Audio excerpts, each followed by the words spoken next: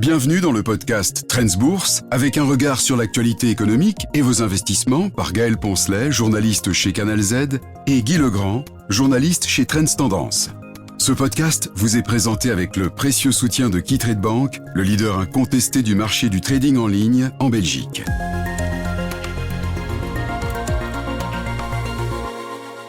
La série de podcasts Commencez à investir met l'accent sur les connaissances et les compétences qui vous aideront à prendre un bon départ en tant qu'investisseur.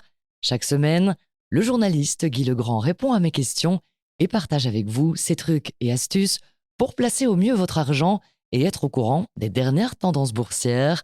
Dans chaque épisode, nous nous concentrerons sur les connaissances et les compétences qui vous aideront à démarrer avec succès en tant qu'investisseur.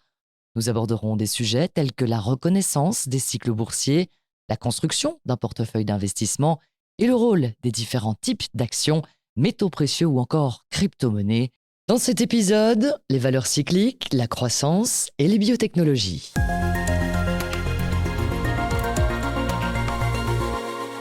Bonjour à tous, bienvenue dans ce 4e épisode du podcast Commencez à investir. La semaine dernière, Guy Legrand nous expliquait les bases du portefeuille d'investissement. On a évoqué la pyramide, à la base de laquelle il est important de placer des valeurs qui constituent une base solide.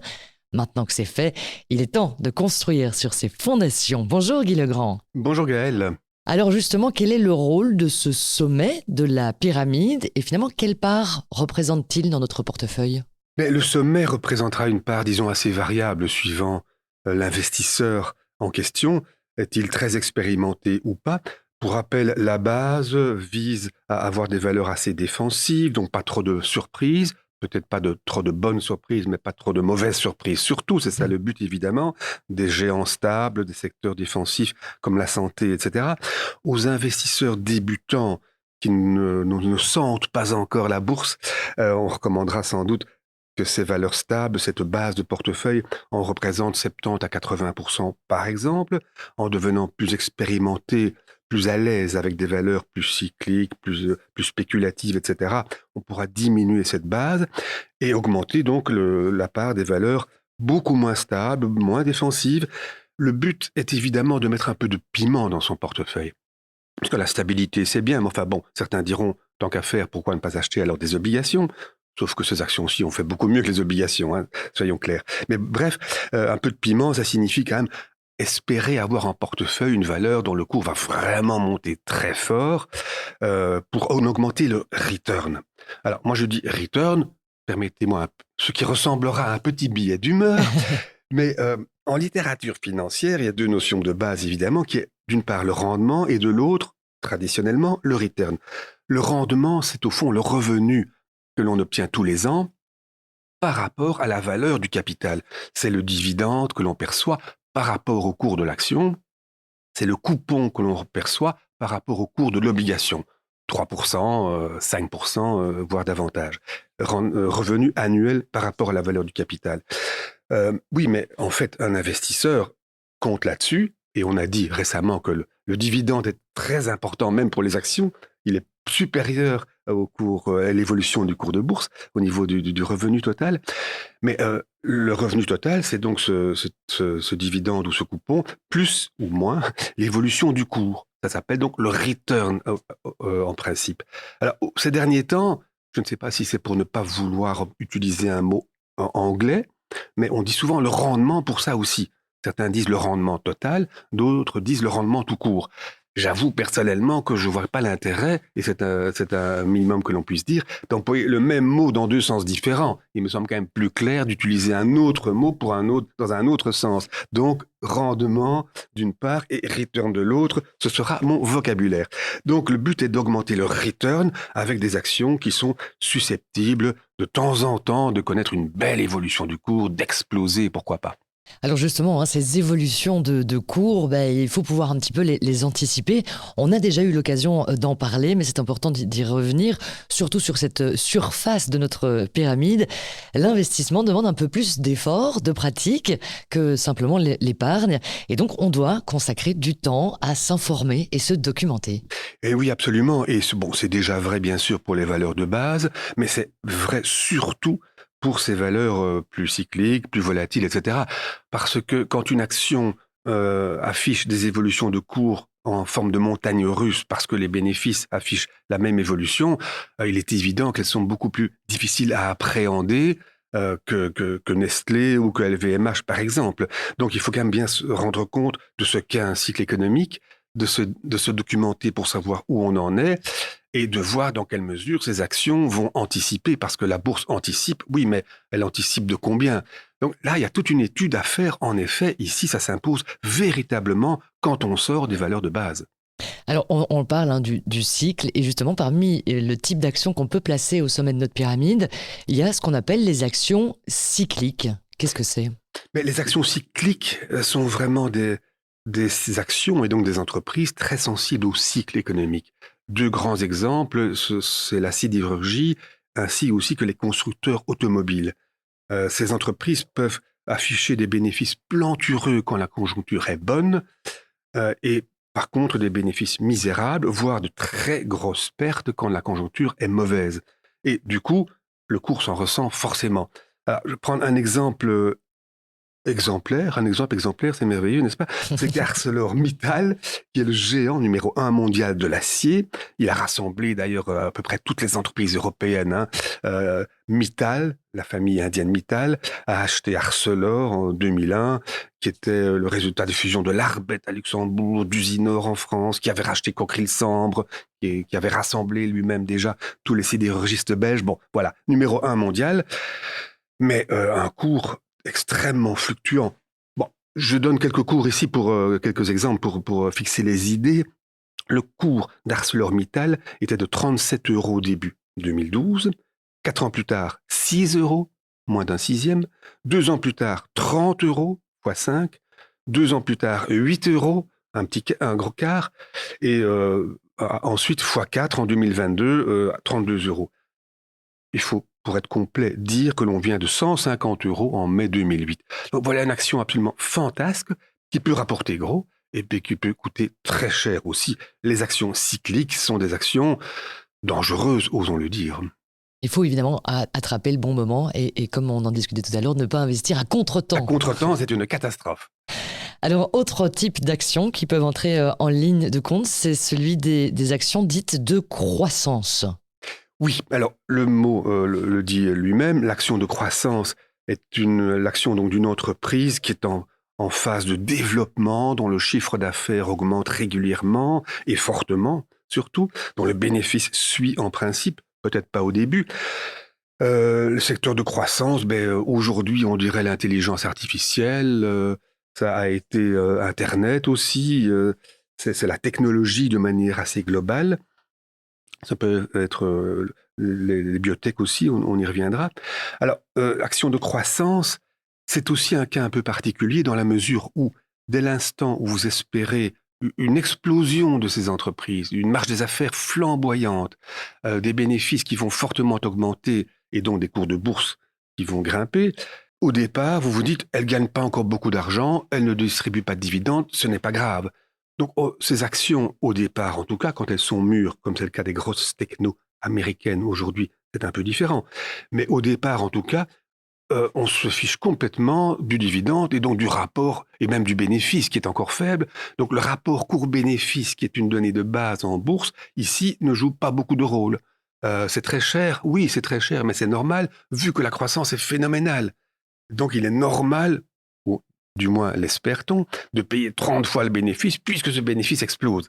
Je dis 30 fois, pour certaines valeurs de technologie ces dernières années, on a parfois payé 50 ou 100 fois le bénéfice. Hein, et parfois, ce fut une erreur. C'est-on rendu compte après. Bon, il n'y a pas de miracle non plus. Et surtout, disons, un secteur en croissance, au début, est un secteur dangereux dans la mesure où une belle invention peut s'avérer effectivement très payante à long terme, voire à moyen terme, mais tous les acteurs ne sont pas nécessairement gagnants. Et je reviens à Internet que l'on a déjà évoqué ici. Internet a révolutionné le monde, on l'a dit, et c'est vrai, c'était pas faux de considérer ça. Et ce qu'il y a, c'est que le raisonnement au début des années 2000, voire fin des années 90 déjà, était grâce à Internet, moi, petit libraire de quartier, je vais pouvoir vendre des bouquins partout dans le monde, pour ne pas parler de de l'épicier ou du charcutier du coin dont la recette de pâté est merveilleuse. Il va pouvoir vendre en Allemagne, si pas au Japon. Euh, Vendre des bouquins partout dans le monde, oui, effectivement, c'était une bonne idée. Et il y a un bel exemple qui est Amazon. Alors, si on cherche un peu, on se dit, oui, il y a Amazon. Oui, c'est merveilleux comme exemple, Amazon. Il n'y en a pas des masses d'autres, hein. Oui, c'est l'occasion de souligner finalement qu'il existe un piège dans ce genre de situation. C'est d'être tellement convaincu et finalement obnubilé par l'idée géniale de l'entreprise, en tout cas que l'entreprise propose, qu'on pourrait omettre finalement de vérifier d'autres éléments importants qui sont par exemple un business plan cohérent ou finalement les éléments essentiels à la réussite d'une entreprise. Mais oui, ce qui peut manquer parfois aussi, c'est un patron charismatique ou qui a le sens du marketing aussi. Ça peut être aussi simple que ça, hein. Les professeurs tournesols qui n'ont pas de sens du marketing risquent d'échouer. C'est aussi simple que ça, malheureusement. Et donc, oui, disons que en fait, il faut se rendre compte que de toute façon, il y aura des perdants, il y aura beaucoup de perdants, et donc déjà là, il s'agit de se diversifier. Celui qui avait acheté Amazon au début a bien fait, celui qui avait acheté 20 entreprises, mais pas Amazon, il a perdu sa culotte, bon, en bourse. Parce qu'un tas d'entreprises étaient déjà cotées. Fin des années 90, il y avait des dizaines, voire des centaines d'entreprises Internet cotées aux États-Unis. 95% ont disparu, pour ne pas dire 99%. Donc non, c'est pas gagné d'avance, même si l'idée est bonne, même si la technologie est prodigieuse, en général, il n'y a que très peu de gagnants, malheureusement. Et je suppose qu'il y a des secteurs où finalement il faut être plus attentif, où ce genre de piège peut se produire plus régulièrement. Mais c'est le cas effectivement des entreprises technologiques, hein. On a tous les GAFA en tête, toutes ces entreprises. On y a ajouté Nvidia cette année. Mais en fait, la plupart des technologiques qui sont fait coter il y a 20 ans ont disparu, on l'a dit. Et c'est le cas aussi d'autres secteurs, comme par exemple les biotech. Euh, les biotech, disons qu'il y a des réussites flamboyantes, mais il y a des échecs retentissants. Il y a beaucoup d'échecs d'ailleurs. Un exemple intéressant ici, c'est Argenix, qui était la grosse vedette de l'année 2023, cet été. Pour rappel, cette entreprise de biotechnologie a lancé une grosse augmentation du capital, une de plus à fin juillet. Elle s'est très bien déroulée. Le cours a progressé, alors qu'en général, une augmentation de capital fait baisser le cours. Elle a été revue à la hausse dans ses objectifs de cours par un tas d'analystes. Le cours de bourse a explosé de 46% sur une semaine, ce qui est phénoménal. Résultat, fin juillet, Argenix était tout simplement la biotech la plus importante d'Europe, avec une capitalisation de l'ordre de 27 milliards d'euros à peu près. C'est fabuleux, mais deux remarques. Pour une Argenix, et d'autres d'ailleurs, il y a aussi des biotech qui ont vraiment flanché. Et un exemple qui frise l'extravagance, c'est Thrombogenics, devenu Oxurion. Thrombogenics valait plus de 40 euros au début 2013. Cette année, le cours est tombé en dessous de 1 cent. Ce n'est pas une faute de frappe vocale, si j'ose dire. C'est bien 1 cent et pas 1 euro. Bon, c'est complètement extravagant. Deuxième remarque d'ailleurs, c'est que il faut de la patience, il faut se montrer patient, ne pas tout vendre, comme on le disait tout à l'heure, après une hausse de cours même assez sensible. Dans le cas d'Argenix, par exemple, le cours a donc frisé les 500 euros fin juillet, après cette hausse hebdomadaire phénoménale. On vient de 20 euros à peine en 2017. Il ne fallait pas vendre précipitamment à 50 euros, sous peine de le regretter très amèrement, mais il ne fallait pas non plus se désespérer de voir l'action passer modestement, osons le dire, de 8 euros en 2014 à 20 euros en 2017, ce qui n'est pas vraiment flamboyant comme performance. Non, la performance est devenue flamboyante après. Il faut quand même de la persévérance aussi, même en face de valeurs de croissance qui s'avéreront brillantes. Ça ne se passe pas du jour au lendemain. Patience est une grande vertu en bourse comme un tas d'autres. Alors de la persévérance et de la patience, oui peut-être, mais il faut quand même, surtout dans les secteurs biotechnologiques et technologiques, pouvoir se rendre compte que on doit pouvoir reconnaître certains perdants finalement et surtout pouvoir s'en séparer. Oui, ça c'est un gros problème pour tous les investisseurs, même les professionnels, je pense. Quand on a jeté son dévolu sur une valeur qui a qui semblait prometteuse, on le pensait en tout cas, et puis la direction le pensait aussi forcément, ou alors c'était des très gros menteurs, et qu'on voit le cours perdre 20%, on se dit, bon, qu'est-ce que je fais? C'est très vexant de perdre 20%. Est-ce que ça va remonter? Ça n'en a pas trop l'air. Mm. Ça ne prend pas ce chemin-là à première vue. Alors, bon, ben tant pis, je vais peut-être réaliser ma perte, je vais peut-être vendre quand même. Mais c'est vrai que c'est une décision extrêmement difficile à prendre, hein. Euh, il faut alors se dire, est-ce que je vais racheter plus bas éventuellement? Mais plus bas. Si ça continue à chuter, attention, c'est peut-être pas la peine de vouloir racheter plus bas, moins cher entre guillemets. Il y a un adage boursier en anglais qui dit Never catch a falling knife. Il ne faut pas attraper un couteau qui tombe, sous-entendu on se blesse. Donc c'est très compliqué de vendre à perte et c'est encore plus compliqué de se dire est-ce qu'il faudrait que je rachète quand ce sera plus bas. Autre dilemme, c'est, je l'évoquais brièvement tout de suite là, quand une action a bien monté, est-ce que je prends mes bénéfices? Est-ce que j'en prends une partie?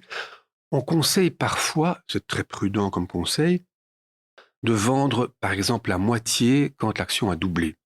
Bon, on a compris le principe. Si l'action est passée de 50 à 100, j'en vends la moitié, je récupère ma mise de départ. Donc, quoi qu'il advienne, même si ça tourne mal, je n'aurai pas trop de regrets dans la mesure où je n'aurai rien perdu. Par contre, si ça explose, comme Argenix, là, j'aurai forcément des regrets, mais peut-être pas trop puisque j'en ai gardé. C'est quoi la bonne proportion? Ça dépend un peu du tempérament de chacun, forcément. Certains, c'est comme certains jeux télévisés, hein. Vous continuez pour doubler ou bien vous prenez vos X milliers d'euros. C'est le même principe finalement. Ça dépend donc du tempérament. Mais on peut aussi moduler éventuellement, hein, ce qui ne se fait pas dans les jeux boursiers, dans les jeux de télévision, pardon, nécessairement. On pourrait dire, voilà, je vends un quart quand ça a doublé, puis je peux peut-être vendre un autre quart quand ça a encore doublé, de manière à ce que je conserve un beau paquet d'actions si elles explosent véritablement. Mais il faudra aussi alors ne pas regretter d'avoir été prudent, de dire bon sang, j'aurais dû tout garder. Non, tout garder, ça aurait pu être une catastrophe. Soyons raisonnables, j'ai été raisonnable, je n'ai pas tout gagné, mais j'ai gagné beaucoup, c'est déjà pas mal. Et comme le dit un autre adage boursier, il faut en laisser un peu aux autres. Merci beaucoup, Guy. Voilà, maintenant, on est en mesure, a priori, de construire un portefeuille solide. Je fais vite un petit résumé. Vous me dites si à un moment donné, je me trompe. Donc, on va commencer par notre base. Elle va être composée généralement d'actions défensives, dont la proportion va dépendre un petit peu de notre capacité finalement à accepter le risque. Absolument. Aussi. On pourra y rajouter quelques holdings, voire quelques immobilières qui vont vraiment donc constituer la base de cette pyramide. Et là-dessus, on va venir ajouter quelques actions cycliques qui sont donc un peu plus volatiles et risquées, puis des actions de croissance, comme on vient de l'expliquer, qui peuvent mener à de belles réussites, mais aussi à de véritables échecs. C'est le risque du jeu, ma pauvre Lucette, hein, comme on dit. Mais donc, il faut diversifier encore une fois. Diversification, persévérance, comme vous l'avez dit, mais aussi capable de reconnaître parfois quelques échecs. Je vous propose la semaine prochaine de nous intéresser à d'autres outils, comme par exemple les fonds communs de placement et les trackers. Des noms qui, comme ça, sont un peu barbares, mais on en saura un petit peu plus la semaine prochaine. Absolument. Merci beaucoup, Guy. Avec plaisir. Et voilà qui clôture donc ce 4e épisode du podcast Commencer à investir. Merci de nous avoir écoutés et n'hésitez pas à partager cet épisode. On se retrouve la semaine prochaine. À très vite. Nous écoutons maintenant l'intervention d'un expert en investissement de Keytrade Bank avec son analyse d'un aspect de la situation économique actuelle.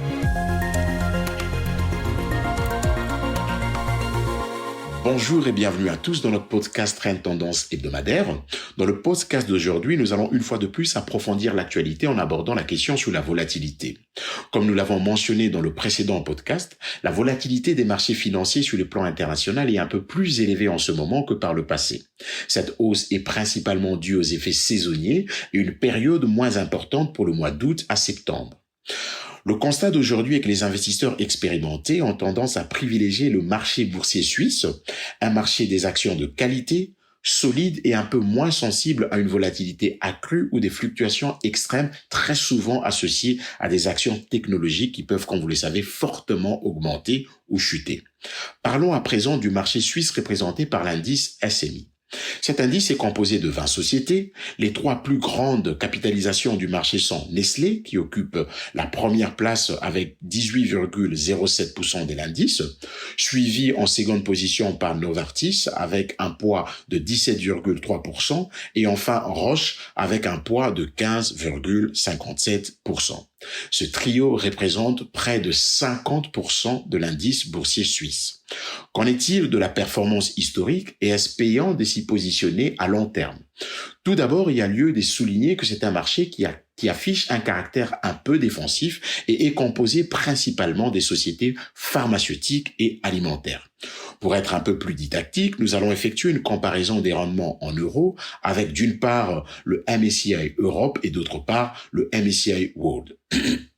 Sur 3 ans, le SMI a eu un rendement de 35% contre 36% pour le MSCI Europe et 40% pour le MSCI World. Une meilleure performance pour les MSCI World qui s'explique simplement par le fait que les valeurs technologiques américaines occupent une part importante de l'indice. Donc sur 3 ans, le rendement annuel moyen est de 10,5% pour les actions suisses, 11% pour les actions européennes et 12% pour les actions du MSCI World.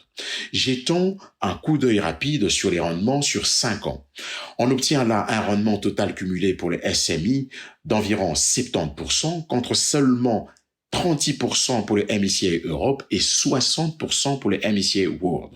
Sur la période de 5 ans, on constate donc que l'indice suisse surpasse l'indice MSCI World d'environ 10% avec un rendement annuel moyen de 11% contre 9,8% pour les actions du MSCI World.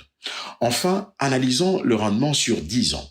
Les actions suisses affichent un rendement de 153% par rapport au MSCI Europe qui affiche 100% et les grands gagnants ici est bien évidemment le MSCI World qui affiche 200% des rendements totaux. Les rendements annuels moyens sur 10 ans a donc été respectivement de 9,7% pour les actions suisses, 7% pour les MSCI Europe et 11,4% pour les MSCI World. Dans l'ensemble, sur les 5 à 10 dernières années, nous pouvons donc affirmer que les actions suisses n'ont certainement pas été un mauvais investissement et ont d'ailleurs représenté une option intéressante pour la diversification du portefeuille. La diversification qui a ici pour objectif de réduire considérablement les risques liés aux investissements. Nous sommes cependant tombés la semaine dernière sur une analyse Bloomberg qui montre sur base des bénéfices attendus que le SMI est encore assez cher. Assez cher avec un ratio cours-bénéfice d'environ 17,1% contre 12,6% pour le MSCI Europe. Une différence entre ces deux ratios qu'il faut simplement considérer comme la prime à payer pour investir dans les actions suisses, un écart qui selon nous est principalement dû à la valorisation élevée des valeurs financières de l'indice suisse avec UBS et l'assureur Zurich qui tirent la moyenne vers le haut, car si l'on considère par exemple le cas de Nestlé, elle n'est certainement pas aussi bien valorisée par rapport à ses concurrents comme les sont les sociétés pharmaceutiques suisses Roche et Novartis. Du point de vue de la valorisation, ces grandes entreprises du marché boursier suisse, Roche et Novartis, ne sont certainement pas chères par rapport à leurs homologues du secteur traditionnel ou à des autres marchés. Pour conclure, la valorisation n'est certainement pas excessive pour commencer à investir dans les actions suisses et se tourner vers ce marché peut aussi, au vu de la volatilité actuelle, être une option pour apporter un caractère un peu défensif au portefeuille. Vous pouvez donc investir dans des actions de l'indice ou se procurer un tracker qui va simplement répliquer la performance de l'indice SMI. Voilà, c'est tout pour aujourd'hui. Rendez-vous pour la semaine prochaine. Voilà pour cet épisode du podcast Trends Bourse. Vous pouvez lire plus d'astuces, de conseils et d'analyses pour vos investissements chaque semaine dans Trends Tendance. Ce podcast vous est présenté avec le précieux soutien de KeyTrade Bank, le leader incontesté du marché du trading en ligne en Belgique.